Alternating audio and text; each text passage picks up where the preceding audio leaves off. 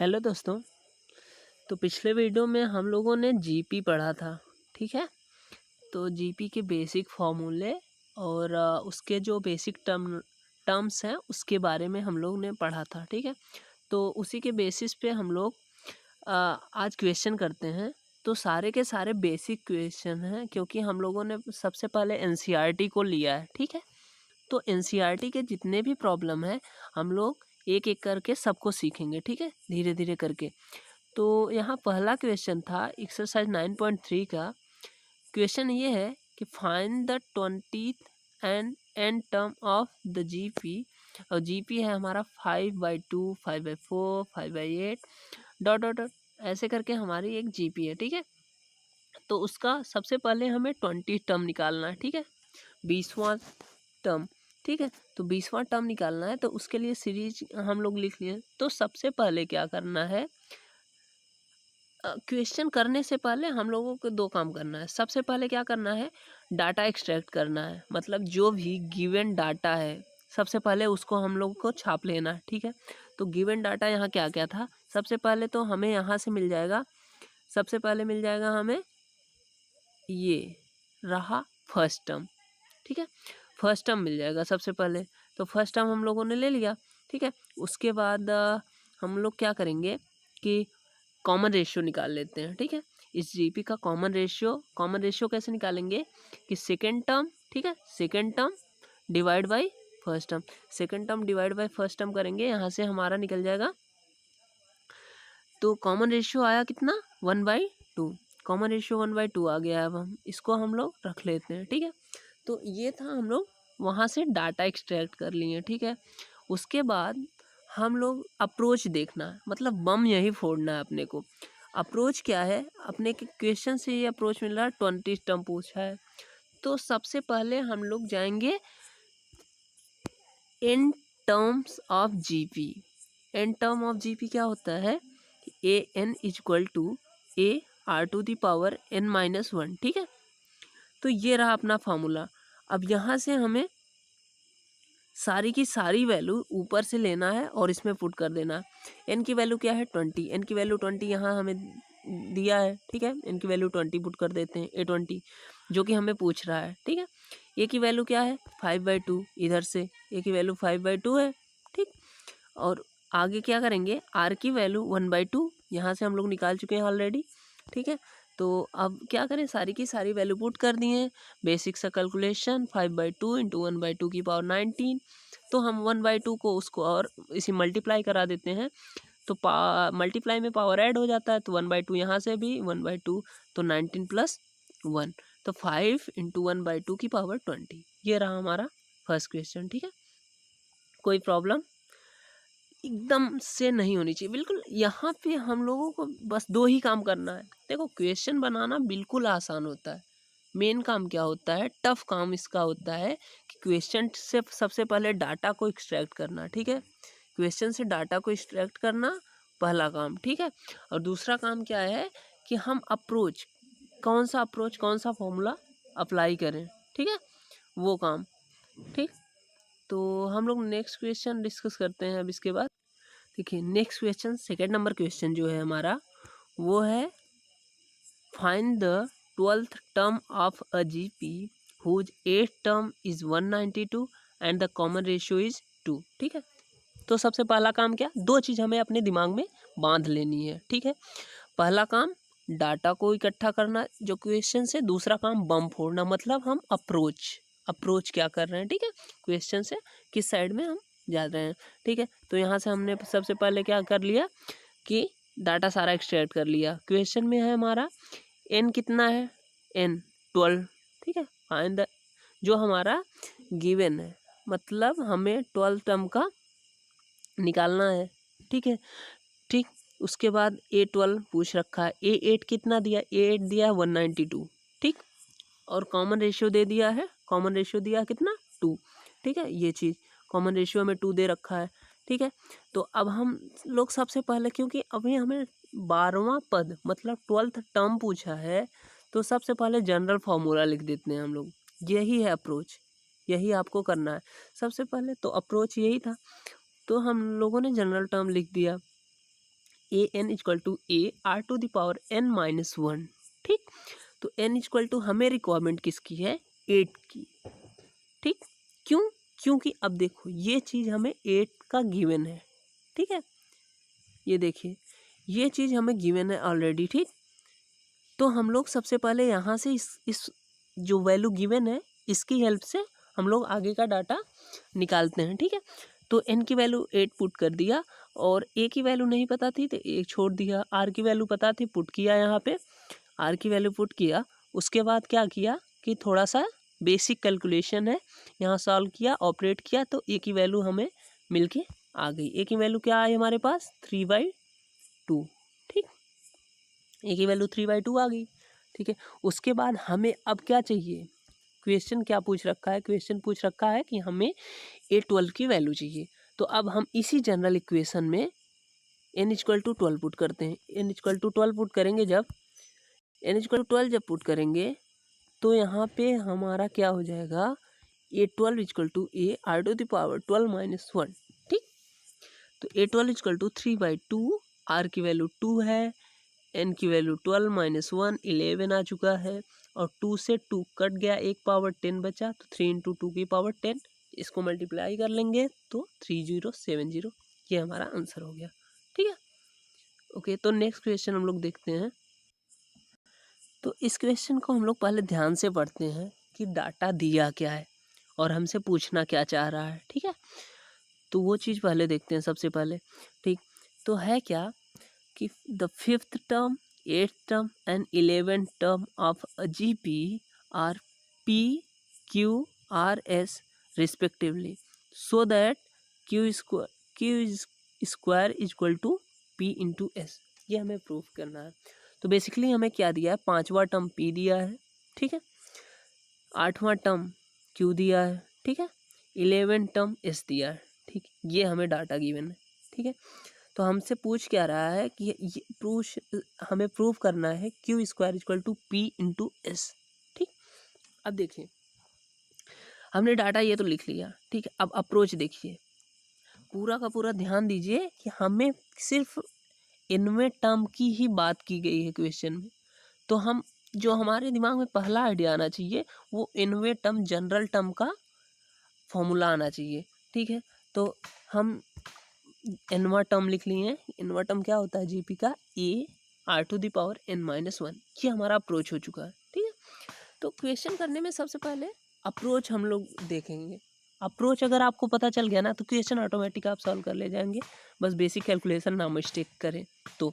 ठीक है, तो यहाँ से हम लोग फॉर्मूले में हमें देखो रिक्वायरमेंट किसकी है अभी, एक A5 की। ठीक है, A5 की रिक्वायरमेंट है, तो इस फॉर्मूले में हमने वैल्यू पुट किया n इक्वल टू 5। तो n इक्वल टू 5 पुट किया तो a r to the power 5 minus 1। ठीक है, तो A5 इक्वल टू क्या आ चुका है, a r to the power 4। ठीक है, यही चीज़ वैल्यू किसके बराबर है, p के। ठीक है, यहाँ से p के वैल्यू के बराबर है, तो हमने p के वैल्यू के बराबर रख लिया। ठीक है, देखिए तो ये तो हर बार पुट करने वाली बात हो गई, लेकिन हम आपको मतलब क्या ऑब्वियस है, क्या बताना क्या है इसमें कि जब भी यहाँ n की वैल्यू रखेंगे तो r की पावर n माइनस 1, मतलब एक पावर हमेशा कम आएगी। ठीक है, तो कहने का मतलब अगर यहाँ पे वैल्यू इसकी n की वैल्यू 8 रखेंगे तो r की वैल्यू से r की पावर 7 आएगी। तो ठीक है, तो सिमिलरली हम लोग डायरेक्ट लिखते हैं, जब n इक्वल टू 8 पुट करेंगे, n इक्वल टू 8 पुट करेंगे तो क्या आ जाएगा, r टू द पावर 7। तो ये चीज़ q की वैल्यू आ गई। अब n इक्वल टू 11 पुट करेंगे तो अब यह क्या आ जाएगा, 11 a r to the power 10। ठीक है, जो कि इसके बराबर है यहाँ से। ठीक, अब ठीक है, ये चीज़ हो गया।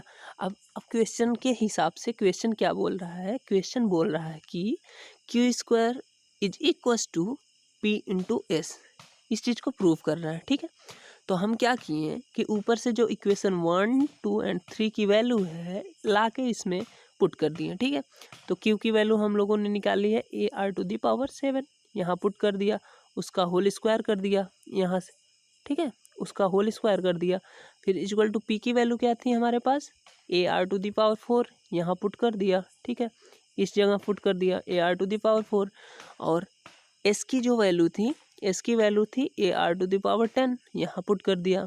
ठीक है, जब इसको ओपन किए तो आएगा ए इधर से तो कैंसिल हो जाएगा, ए स्क्वायर से, ठीक। आर की पावर 7 की पावर होल स्क्वायर, ठीक है। इसका ओपन करें तो आर की पावर 14 आ गया, ठीक है। अब इधर से भी मल्टीप्लाई हुआ r to the power 4 into r to the power 10।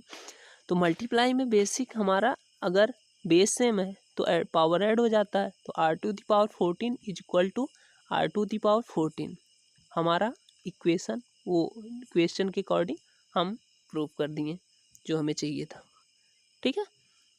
Okay, तो नेक्स्ट क्वेश्चन देखते हैं। चलिए, अब इस क्वेश्चन में क्या है, पहले ध्यान से पढ़ते हैं, क्वेश्चन को ध्यान से पढ़ते हैं। The fourth term of a GP is square of its second term, ठीक है।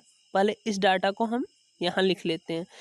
डाटा को लैंग्वेज फॉर्म जो भी है, देखिए एक चीज़ और होती है, जो डाटा अगर मैथमेटिकल फॉर्म में दिया है तो क्वेश्चन आसान हो जाता है, बट अगर डाटा लैंग्वेज के फॉर्म में दिया है तो वहाँ से थोड़ा सा हम लोगों को उसको कन्वर्ट करके मैथमेटिक के फॉर्म में लाना होता है, ठीक है।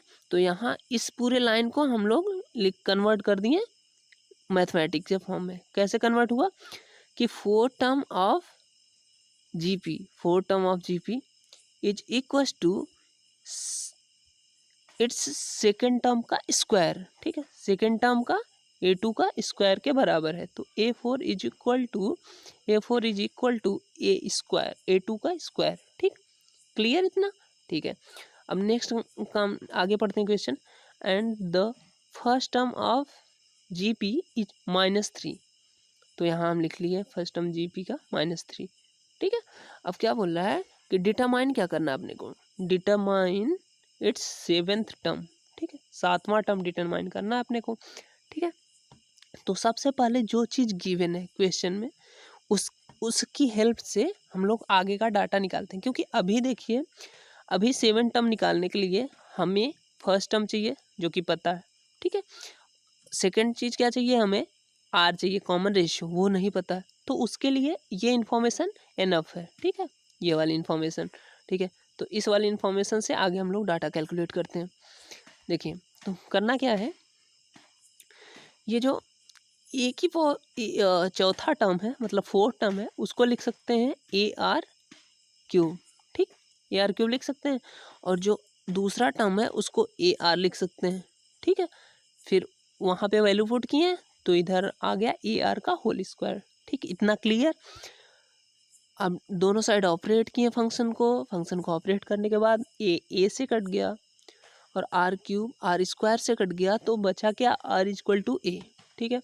और यहाँ से हम A = -3 ऑलरेडी पता था, तो ये वैल्यू उठा के ला के यहाँ पुट किए तो ये चीज़ आ गई हमारे पास, ठीक, ये चीज़ आ गई। अब देखिए, अब हमें A भी पता चल चुका है, R भी पता चल चुका है, तो बिल्कुल क्लियर है अपना रास्ता, मतलब अप्रोच दिख रहा है, आंसर दिख रहा है, अपने को बस ऑपरेट करना, ठीक। तो सातवां टर्म हमें चाहिए था, तो सातवां टर्म चाहिए तो उसके लिए AR⁴ डायरेक्टली लिखते हैं, फॉर्मूला हर बार लिखने की कोई ज़रूरत नहीं है, ठीक है। अब धीरे धीरे कर रहे हैं तो सीखते हैं। तो यहाँ पे A की वैल्यू -3 रखा, पुट किया, और R की वैल्यू -3 पुट किया की पावर 7, -3 की पावर इवन है तो यहाँ पे माइनस, इसका माइनस तो प्लस हो जाएगा, और रहा इसका माइनस तो इसके साथ मल्टीप्लाई होके -3 की पावर मल्टीप्लाई है तो पावर ऐड हो गया 3 की पावर 7। इसको ओपन कर दिया तो ये आपका आंसर आ चुका है, ठीक है। इजी था क्वेश्चन, इजी था। बस आपको क्या करना है, बेसिक जो हमें चाहिए वैल्यू उसको हम क्वेश्चन से निकाल के इजी फॉर्म में लिखेंगे, फिर आगे जहाँ भी उसकी रिक्वायरमेंट है उसमें हम वैल्यू को पुट करके निकालेंगे अपने सोल्यूशन को, ठीक है। तो नेक्स्ट क्वेश्चन देख, चलिए अब फिफ्थ क्वेश्चन क्या देखते हैं। फिफ्थ क्वेश्चन में 3 पार्ट है। तो फिफ्थ क्वेश्चन क्या बोल रहा है, which term of the following sequence is, a के लिए बोला है 128, मतलब इस सीरीज का 128 कौन सा टर्म होगा, मतलब ये कि इस सीरीज के लिए किस टर्म पे 128 आएगा। बेसिकली इसके कहने का मतलब हमें n की वैल्यू बताइए जिसके लिए 128 आ रहा हो, ठीक है। सेम नेक्स्ट में ये क्या है, इस सीरीज के लिए n की क्या वैल्यू होगी जब हमारा 729 आंसर आ जाए, ठीक है। और इस टर्म के लिए, इस सीरीज के लिए ये कब आएगा, ठीक है। तो हम लोग पहले क्वेश्चन को देखते हैं, पहले को। तो हमारा जो जीपी है वो 2√2 4 ... ऐसे पूरा अपना जीपी बना हुआ है, ठीक है। पहले तो हम लोग सारा का सारा वैल्यू इधर से लिख लेते हैं। ए की वैल्यू 2 है, आर कॉमन रेशियो निकाल लेते हैं, second term divide by first term, तो 2√2 डिवाइड बाई 2, तो आर की वैल्यू आ चुकी है 2√2, ठीक है। और ए एन जो दिया है हमें, ए एन यहाँ से 128, अभी हमें एन की वैल्यू पता नहीं तो हम कंसीडर कर लेते हैं ए एन इक्वल टू 128, ठीक है। बस हमें निकालना क्या है, एन की वैल्यू, ठीक है। एन की वैल्यू निकालना है, ओके। तो एन की वैल्यू निकालना है तो फिर इधर आइए, a r to the power n-1 formula लगाया। एन की वैल्यू क्या है नहीं पता है, ए एन की वैल्यू क्या है, यहाँ से ए एन की वैल्यू 128 है, 128, तो ये चीज़ यहाँ पुट कर दिए हम, ठीक है। और दूसरे साइड इस वाले को यहाँ पुट कर दिए, ठीक है। अब क्या किए, हम वैल्यू सारी रख दिए 128, इस 2 को इधर ले आए, इस साइड से इस साइड इधर मल्टीप्लाई था, इधर डिवाइड में हो गया, तो ये 64 आ चुका है, 64√2n-1, ठीक है। अब देखिए यहाँ से सॉल्व करने का इजी तरीका बस ये है कि दोनों के बेस को हम बराबर करने की कोशिश करेंगे। यहाँ का बेस बराबर हो जाए तो कंपेयर करके हम लोग वैल्यू निकाल सकते हैं, ठीक है। तो क्या किए, इसको 64 को लिख सकते हैं 2⁶, ठीक है, क्लियर। इसको यही रहने दो अभी तक, ठीक है। अब हम क्या करेंगे, इस √2 को कंपेयर करना है तो √2 को रूट को हटाना होगा, ये अंडर रूट जो है इसको रिमूव आउट करना होगा यहाँ से, ठीक है। तो हम किए क्या कि दोनों साइड स्क्वायर कर दिए, ठीक है, स्क्वायर कर दिए, स्क्वायर कर दिए, ठीक, स्क्वायर कर दिए दोनों साइड। तो हुआ क्या, स्क्वायर करने में इधर 2⁶ इंटू 2 हो गया, ठीक, स्क्वायर किए। और इधर जब स्क्वायर किए तो रूट ऑफ गायब हो गया, ये हमारा रूट गायब हो गया ना। तो अब हम बेस इसका जब सेम रहे तो हम लोग पावर को इक्वेट कर सकते हैं, तो n-1 इक्वल टू 12 हो गया ना, ठीक है। ये कॉमन सी मैथ्स है, ठीक है। n-1 इक्वल टू 12, तो n इक्वल टू आ गया 13, ये रहा आपका आंसर, ओके। तो नेक्स्ट क्वेश्चन देखते हैं हम लोग।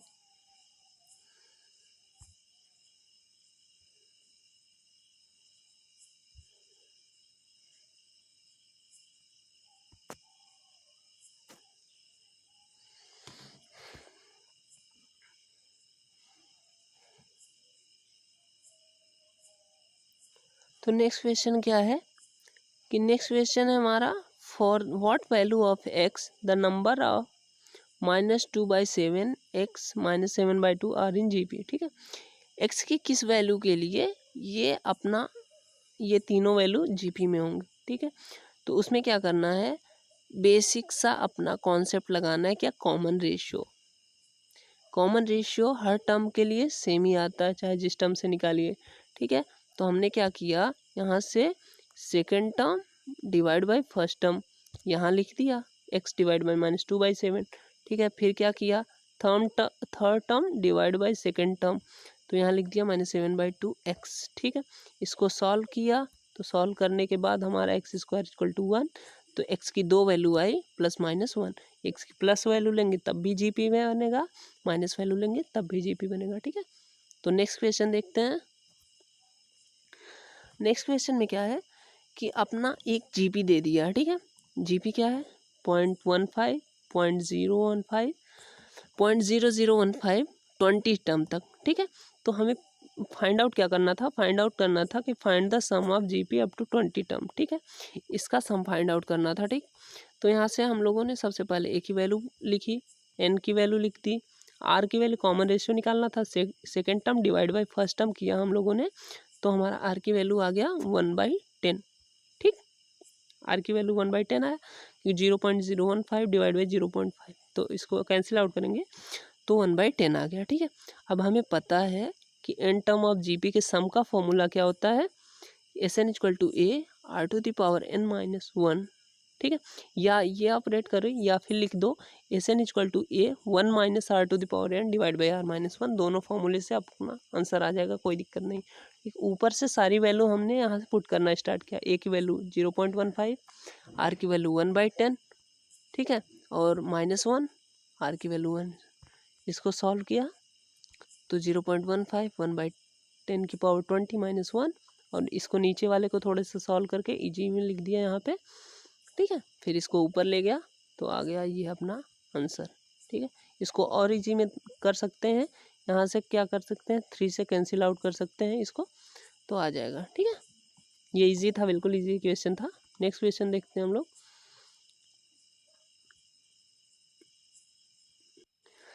तो दोस्तों आज के लिए बस इतना ही था।